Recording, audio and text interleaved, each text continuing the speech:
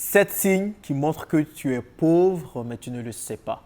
Ce que je vais faire dans cette vidéo, je vais te montrer tout simplement des signes, des critères, des questions à te poser pour savoir à quel niveau tu es financièrement. Peu importe tes revenus, peu importe ton niveau de salaire, en réalité, tu es plus en danger que tu ne le penses. Et je t'invite vraiment à savoir à quel niveau tu es. Parce que si tu es malade, que tu as du cancer par exemple, ce serait dommage de prendre que du paracétamol pour espérer te soigner. Cela va aggraver ton cas. Donc, c'est important de savoir quelle est la maladie que tu as et d'avoir le bon diagnostic. Et malheureusement, avec les finances, beaucoup sont gravement malades, mais ne le savent pas. Beaucoup sont gravement pauvres, mais ne le savent pas. Parce que tout simplement, ces personnes ne se posent pas les bonnes questions. Donc, quelles sont les bonnes questions à se poser pour savoir à quel niveau on est financièrement? C'est ce qu'on va voir dans cette vidéo. Et je t'invite vraiment à te poser ces 7 questions et à me dire dans les commentaires à combien de questions tu réponds oui. Si tu réponds oui aux 7 questions, alors là, il faut rapidement revoir ton cas. Donc, tu me diras dans les commentaires, s'il te plaît, à combien de questions tu réponds oui pour que nous puissions savoir la dose de médicaments qu'il faut te prescrire pour changer ta situation financière.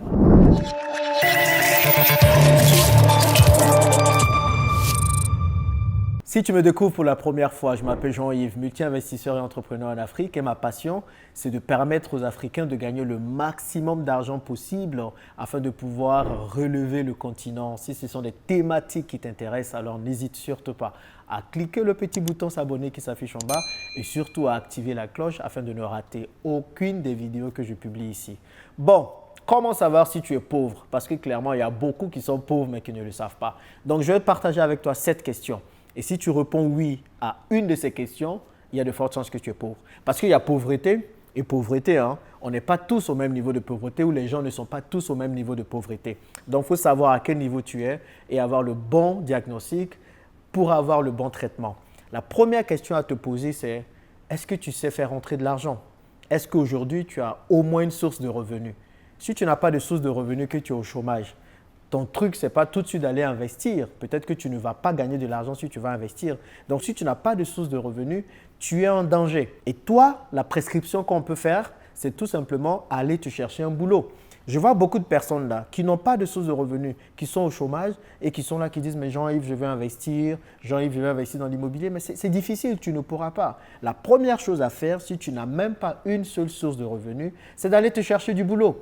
Peu importe si tu aimes ou pas ce boulot, il faut déjà savoir faire entrer de l'argent.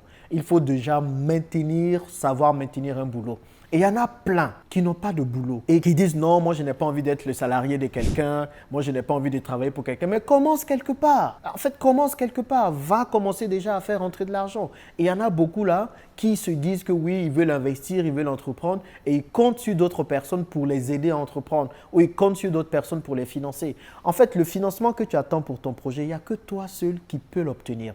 Donc, la première étape pour toi, c'est de chercher un boulot, c'est de trouver quelque chose qui va te rapporter de l'argent, même si ça ne te rapporte pas assez d'argent, mais au moins c'est quelque chose qui va te rapporter de l'argent que tu pourras épargner pour pouvoir ensuite monter le business que tu veux monter. Mais ne te précipite pas tout de suite pour aller sur le business parce qu'avec le boulot que tu vas avoir, tu vas apprendre la discipline, tu vas apprendre des choses, tu auras des compétences que tu vas pouvoir aiguiser et qui te permettront finalement de pouvoir t'en sortir quand tu vas lancer ton business. Donc la priorité pour toi, ce n'est pas forcément de lancer un grand business, mais la priorité pour toi, c'est de d'abord trouver un boulot, de le maintenir pour pouvoir épargner et ensuite de pouvoir te lancer dans le business. Question numéro 2 à te poser pour savoir si tu es pauvre, c'est de tout simplement compter le nombre de sources de revenus que tu as. Aujourd'hui, combien de sources de revenus tu as? Je te laisse faire le calcul. Pour certains, ça va être très rapide parce que je suppose que c'est une seule source de revenus. Si tu n'as qu'une seule source de revenus, c'est-à-dire ton salaire, que tu es salarié, que tu n'as que ça, en réalité, tu es pauvre aussi. Dommage et désolé de te le dire comme ça, mais parfois, la vérité casse les yeux. La vérité casse les yeux. La vérité rougit les yeux, mais ne les casse pas, comme on dit. Donc, c'est important de savoir ta situation. Mais au moins, tu sais faire rentrer de l'argent, tu sais maintenir un boulot. Le plus important maintenant, c'est de savoir comment te créer une autre source de revenus. Et ça, c'est en entreprenant ou en investissant. Et c'est vraiment ce sur quoi il faut te tourner. Mais avant, il y a une troisième question à te poser pour savoir si tu es prêt à le faire. Mais si tu as une seule source de revenus aujourd'hui, tu es en danger, mon frère ou ma soeur. Parce qu'imagine demain qu'on te vire, qu'est-ce que tu fais? Demain, tu perds ton boulot parce qu'il y a restructuration économique, l'entreprise doit fermer comme ça a été le cas ces derniers mois. pour plusieurs entreprises, tu fais quoi? Tu te retrouves au carreau, tu te retrouves au chômage sans rien du tout. C'est dangereux. Donc, tu es pauvre si tu n'as qu'une seule source de revenus. Peu importe, hein, même si tu fais un petit business qui te rapporte de l'argent ou bien même si tu es entrepreneur, que tu n'as qu'une seule source de revenus, demain, si ton entreprise capote, tu fais comment? Donc, ton objectif à toi, c'est de multiplier tes sources de revenus. Troisième question à te poser. Imaginons que demain, tu perds ton travail. Imaginons que demain, quelque chose arrive, tu tombes malade, tu sors par exemple, je ne te le souhaite pas, mais tu as un accident et tout. Imagine que ça arrive.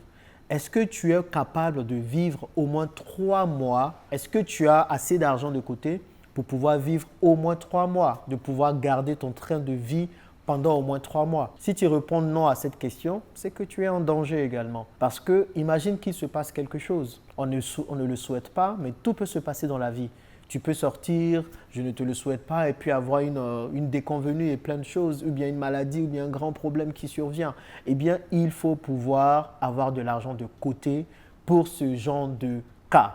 Et beaucoup n'ont pas cet argent de côté. Et cet argent, c'est tout simplement une épargne de sécurité, une épargne de précaution. Il faut que tu aies au moins 3 mois de salaire ou 3 mois de tes dépenses mensuelles en épargne. Pour que quand quelque chose arrive, si tu te fais virer ou un problème, au moins tu as de quoi retomber sur tes pieds avant de pouvoir te relever. Et 3 mois pour moi, c'est limite. J'ai envie de te dire même 6 mois. Parfois, certains vont aller jusqu'à 1 an. Au-delà de 1 an, je trouve que voilà, non, il ne faut pas le faire. Mais il faut au moins avoir 6 mois d'épargne de sécurité de côté pour te permettre tout simplement de pouvoir te relever en cas de difficulté. Et si tu n'as pas cette épargne de côté et que tu n'as que ton salaire qui rentre, alors crois-moi, tu es en danger grave. Et je te souhaite de pouvoir régler ce problème rapidement. Question numéro 4 à te poser. Est-ce que tu sais de quoi je veux parler? Est-ce que tu dépenses plus que tu ne gagnes? Est-ce qu'aujourd'hui, quand tu prends tes dépenses, tu as plus de dépenses que de ressources? Tu as plus de dépenses que d'argent qui rentre? Mais clairement, tu es pauvre. Si tu vis au-dessus de tes moyens, ça, c'est un critère de pauvreté. Peu importe si tu vis dans une grande maison avec une grosse voiture et plein de choses pour paraître avec le dernier téléphone iPhone 12, tu es pauvre tant que tu vis au-dessus de tes moyens. Et moi, c'était un de mes problèmes avant. Avant, je vivais tout le temps au-dessus de mes moyens. Malgré l'argent que je gagnais, je flambais. J'étais dans un grand appartement, comme je le dis, à Paris, à La Défense. Parfois, je dépensais mon argent au restaurant, dans les Uber par-ci, par-là. Et donc, je dépensais plus que ce que je ne gagnais. Moi, mon problème, ce n'était pas savoir gagner de l'argent. Parce que gagner de l'argent, je sais comment faire pour gagner de l'argent. Mais mon problème, c'était au niveau de la gestion. J'avais une mauvaise gestion de mes finances. Donc, si toi aussi, tu dépenses plus que tu ne gagnes, alors tu as un problème de gestion. Et le seul remède à ce problème, c'est d'apprendre à gérer ton argent. C'est de mettre sur pied tous les éléments qui te permettront de pouvoir gérer ton argent. Parce que clairement, le secret de la bonne gestion, c'est simple, c'est de dépenser moins que ce que tu gagnes. Ça a tellement de bon sens, mais tellement de personnes ne le font pas. Si tu ne fais pas ça, tu vas toujours être pauvre. Parce que malheureusement, quelqu'un qui vit au-delà de ses moyens ne pourra jamais épargner. Et on sait que l'épargne est la première étape vers l'enrichissement. Si tu ne sais pas épargner, tu es en danger grave. Donc, est-ce que tu réponds oui à cette question? Alors, je t'invite vraiment à tout de suite commencer à mettre sur pied des astuces pour pouvoir apprendre à épargner même 10% de ton salaire. Et clairement, tu verras que la somme de 10% mensuellement te permettra de pouvoir t'en sortir. Mais vraiment, apprends à vivre en dessous de tes moyens, en dessous de ce que tu gagnes et tu verras que c'est quelque chose qui te permettra de pouvoir t'en sortir financièrement. Question numéro 5. Combien de crédits à la consommation tu as aujourd'hui? Dis-le-moi, franchement. Combien de crédits à la consommation tu as? Et de quel montant surtout?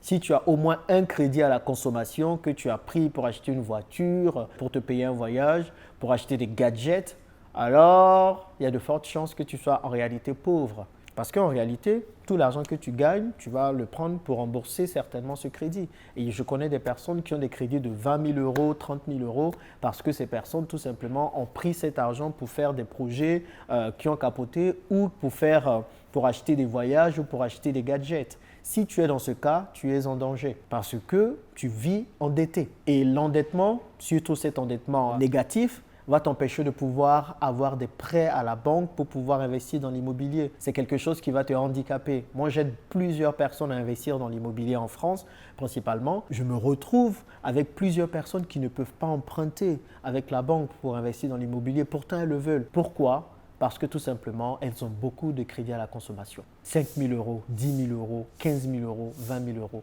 J'étais dans ce cas aussi.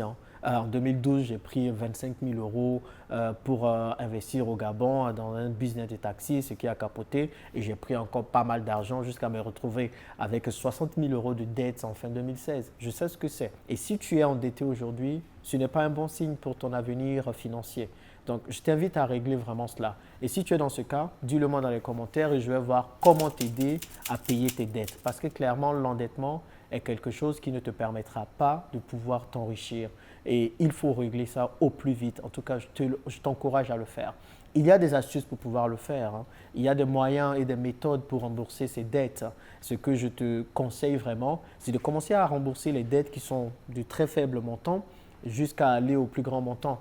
Cela te permettra du coup de prendre confiance quand tu rembourses des dettes de faible montant, te dire que tu peux le faire et ensuite rembourser les dettes ensuite. Les dettes sont quelque chose de très mauvais. Je parle des fausses dettes, des dettes négatives, pas des dettes qui te permettent de t'enrichir, des bonnes dettes comme les crédits immobiliers. Mais tous les crédits conso sont des choses qui te poussent encore à creuser ta pauvreté et à ne pas t'en sortir financièrement. 6e question à te poser. Aujourd'hui, combien de temps tu conduis pour aller au travail? Quel est le temps de métro que tu as?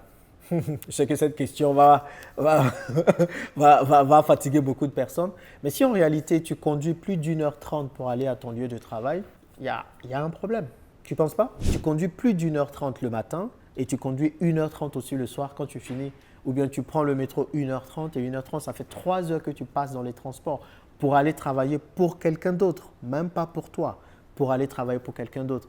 On sait tous que le temps, c'est de l'argent, n'est-ce pas? Et tu penses que 3 heures par jour, surtout quand c'est toi qui es au volant et que tu ne peux rien faire d'autre à part juste conduire pour aller travailler pour quelqu'un d'autre, alors c'est du temps que tu perds. C'est du temps que tu aurais pu prendre pour travailler peut-être aussi tes propres business. Donc, quel est le temps de trajet que tu as pour te rendre à ton salaire, pour te rendre à ton travail? Si ce temps dépasse 30 minutes, alors il faut revoir. Soit tu déménages à côté de ton lieu de travail pour gagner en temps, ou soit tout simplement tu quittes ce travail et tu te mets à ton propre compte, tu essaies d'être entrepreneur. Je le dis parce que beaucoup ne s'en rendent pas compte. Le temps, c'est vraiment de l'argent. Moi, aujourd'hui, la ressource principale que j'ai, et bien que je n'ai pas assez, je devrais dire, c'est le temps. On veut faire tellement de choses, mais on n'a jamais le temps de pouvoir le faire. Et tu vas te rendre compte que tu vas commencer à faire plein d'autres choses, à avoir plusieurs sources de revenus. Alors, tu te rendras compte que conduire 1h30 par jour pour aller à un lieu de travail, ce n'est absolument pas healthy, comme les anglophones le disent. Ce n'est pas bien, ce n'est pas cool. Donc, si tu as un temps de trajet de plus de 30 minutes pour aller là où tu travailles, alors j'ai envie de te dire, et surtout si tu travailles pour quelqu'un d'autre, alors tu es en danger, gars. Tu es en danger, c'est des risques. Je sais qu'on peut avoir des accidents un peu partout, mais c'est du temps que tu perds, tu ne peux rien faire d'autre et c'est dommage. Encore ceux qui prennent le métro, j'ai envie de dire oui, ils prennent le métro, donc ils peuvent lire, ils peuvent écouter des podcasts et tout ça. Ok, ça encore, ça passe, ils peuvent travailler. Surtout quand le métro n'est pas bondé, on est bien d'accord. Mais si le métro est bondé, que tu ne peux rien faire, c'est du temps que tu perds. Et c'est dommage de perdre du temps parce que le temps, c'est de l'argent. Donc, plus tu en perds, c'est comme si tu perdais de l'argent. Et ça, c'est la 6e question à te poser. C'est le 6e signe qui montre que tu es pauvre. Et c'est un signe qu'il faut changer pour pouvoir te lancer sur le chemin de l'enrichissement. Et la 7e et dernière question à te poser, est-ce qu'aujourd'hui, tu comptes sur le gouvernement pour t'assurer ta retraite? Est-ce que tu penses que le gouvernement demain va te donner des rentes pour pouvoir vivre ta retraite? Est-ce que tu travailles pendant des années te disant que tu vas pouvoir toucher la retraite quand tu auras 60 ans, 62 ans? Laisse-moi te dire que c'est dangereux de penser comme ça parce qu'on voit les rentes de la retraite ne font que baisser. Les États sont de plus en plus engouffrés. Les États auront du mal à payer normalement les pensions des gens. Ne compte pas sur le gouvernement pour te payer ta retraite, pour vivre ta retraite.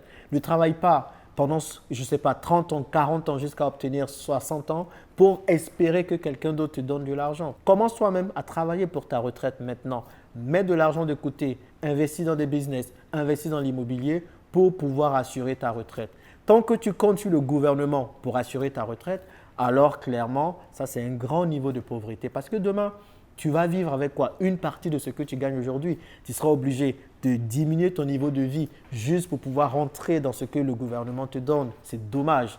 Tu peux garder le même niveau de vie que tu as tout en faisant attention, du coup, à te le constituer toi-même. Donc, si tu comptes sur le gouvernement pour te payer ta retraite, j'ai envie de te dire que tu te leurres parce que dans l'avenir, on ne sait pas ce qui va se passer. Et c'est dommage d'avoir travaillé tout ce temps pour ensuite ne pas pouvoir obtenir ce que tu souhaitais tant qu'un gouvernement te paye ta retraite. Voilà les 7 questions que je voulais partager avec toi. Alors, à combien de ces questions tu réponds oui? Dis-le moi dans les commentaires parce que je veux voir vraiment à quel niveau tu es. Et si tu réponds oui à toutes ces questions, il est urgent que tu commences à travailler maintenant sur ton éducation financière. Et même si tu réponds oui à une de ces questions, tu sais à peu près sur quoi travailler pour pouvoir améliorer ta situation financière. Voilà ce que je voulais partager avec toi et j'espère que cette vidéo te permettra vraiment de pouvoir avancer et d'avoir des prescriptions spéciales en fonction des mots que tu peux avoir. Merci de m'avoir suivi et on se retrouve dans la prochaine vidéo comme d'habitude.